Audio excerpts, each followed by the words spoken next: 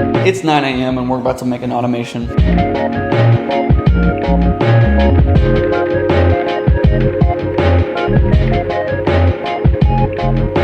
Bro, we just made a sick automation for finding e-com brands on LinkedIn. This is gonna be dope. Team meeting. The comment, oh, he's so cute. I have a friend that also has Yorkie and it's like so ugly. Tala here says, hey Carson, I know this is a weird question, but I'll ask anyways. XD. So 2 weeks ago, I changed my script and my offer, and my response rate and meeting rate went wild.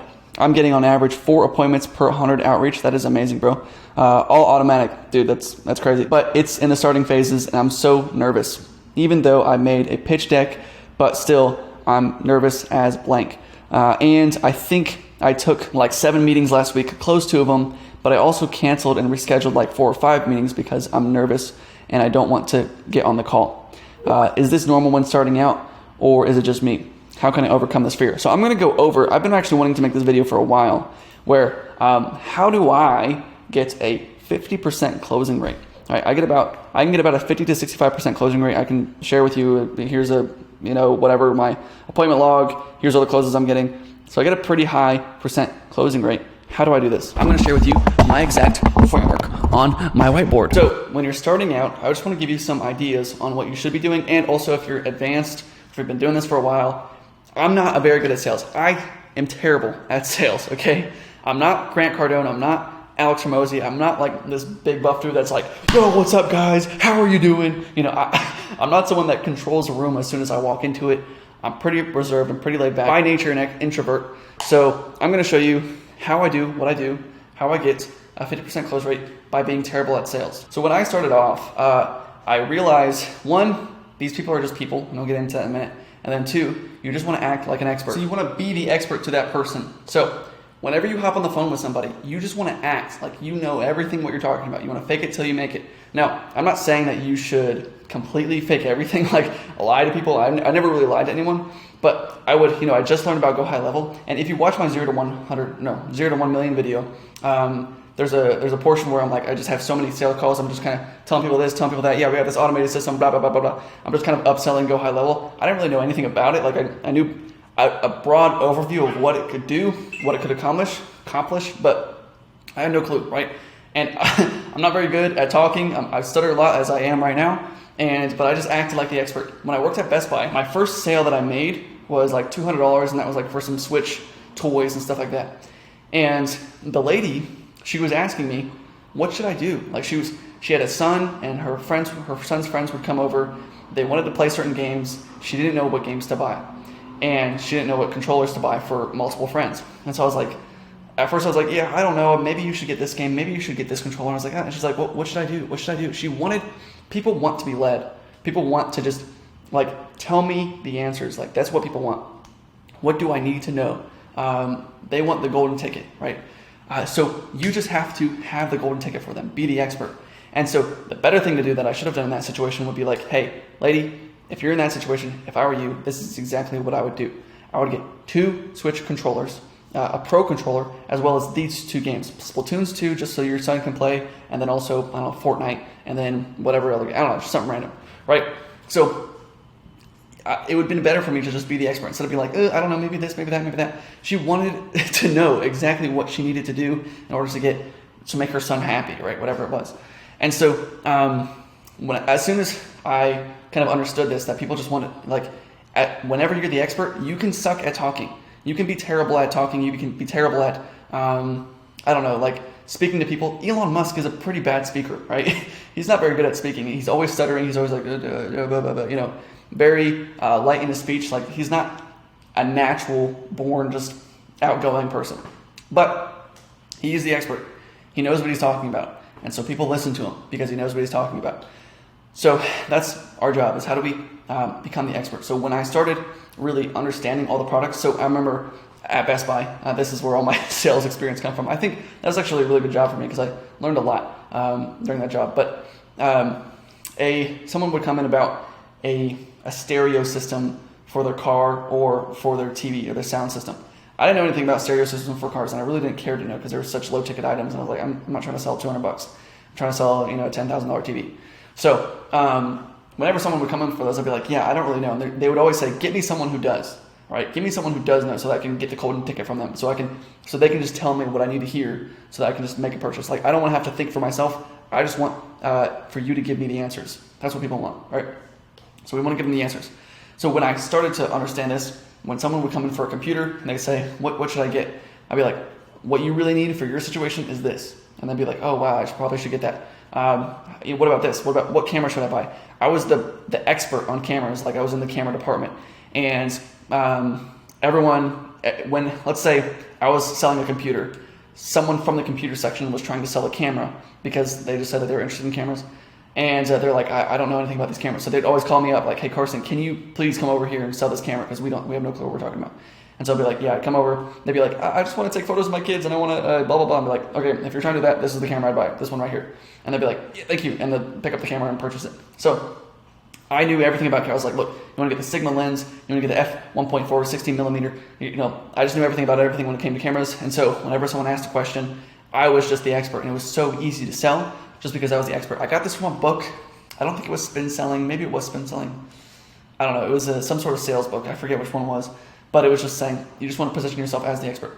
So that's number one when it comes to, I know that was a long ramble about that one, but first thing when it comes to selling, it's going to be hard to sell anything if you're not the expert. You have to make people believe in your product, and in order to do that, you have to believe in it yourself. And to believe in it yourself, you just have to know it. Now, if you don't know it, like I didn't really know Go High Level, or I didn't really know digital marketing back when I started as much as I do now. But I just sold it as if I did. Like I just said, look, this is what I know I can do this.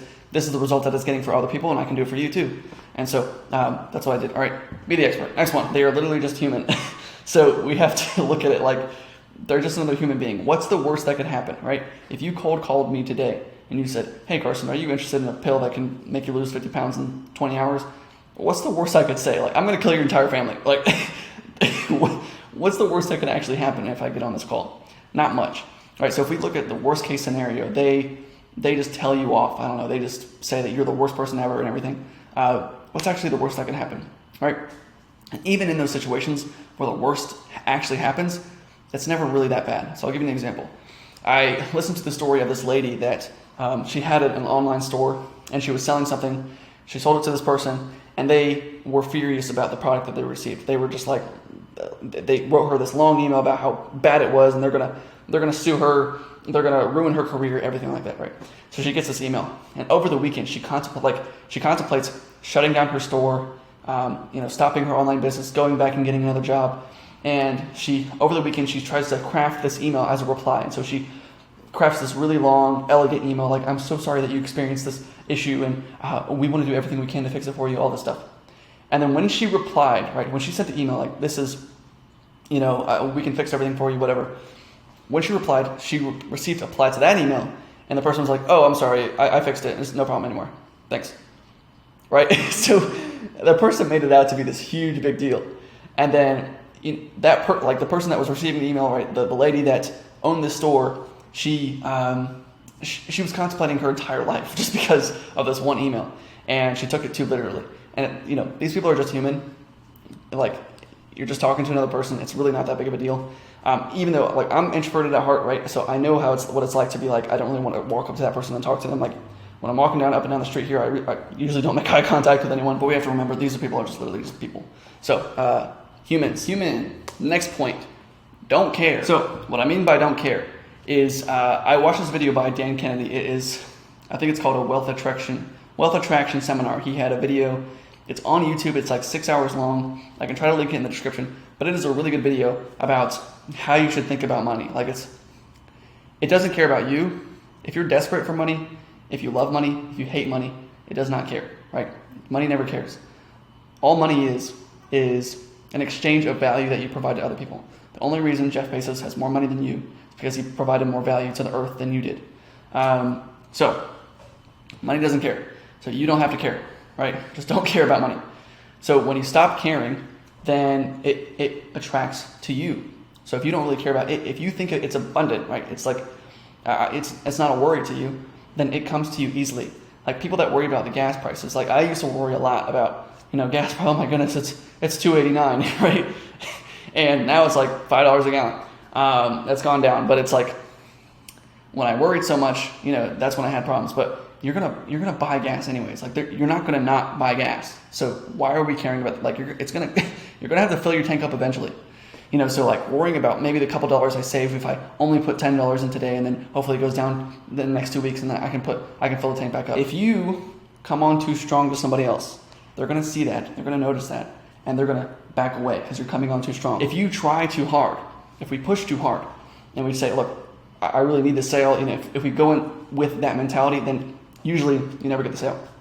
And at Best Buy, it was the same way. Like on the days that I was like on fire, it was so easy because I was like, oh, you need that? All right, let's check you out real quick. Hey, you need this? You want to sign up for the credit card? It's actually on blah, blah, blah, blah. All right, let's check you out. It was so easy because it's like, I knew that I made my numbers for today. And when I made my numbers, everything after that didn't matter. Like, not that I didn't want to sell more because it was always about how do I get more. If I sold $5,000 a day, my goal was $2,000. So it's like, oh, dude, I'm already balling. And so I would just keep going. And I was like, you need that, you need that. And so it was like, I didn't need any more, but they just kept coming to me because I was already in that mentality of like, I don't need it. And so when you get to that state, then it just keeps flowing and flowing and flowing. So when you get to a point where right now, you just said you have 15 sales calls in a week.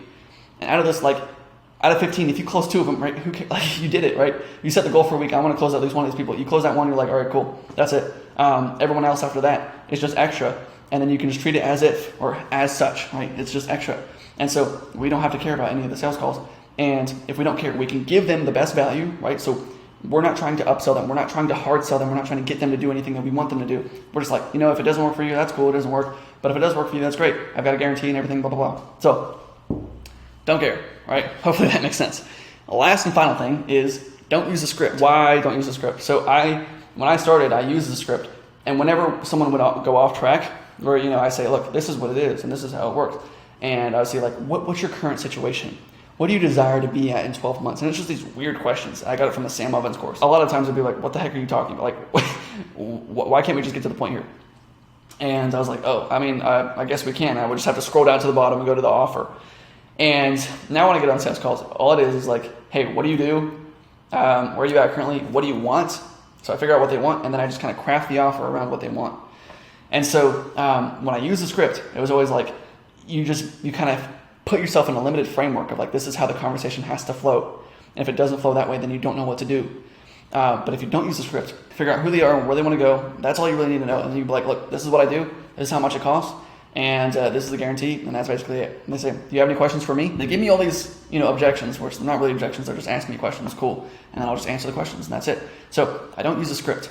Okay. It's funny because I have this coach that I hired, and he's like, you need to use a script. You need to do two call closes, and you need to do this, you need to do that, and you need to do the other. And for me, I don't really do any of those things. I have a pretty good closing. Now, he probably has a better closing rate than me. He said he closes at 90%, but that's kind of hard to believe, closing at 90%. But, for me, 50%, it's pretty good. The average, industry average is like 25%. So that's what I do. That's how I get a 50% close rate. Be the expert, be human, don't care about the sale.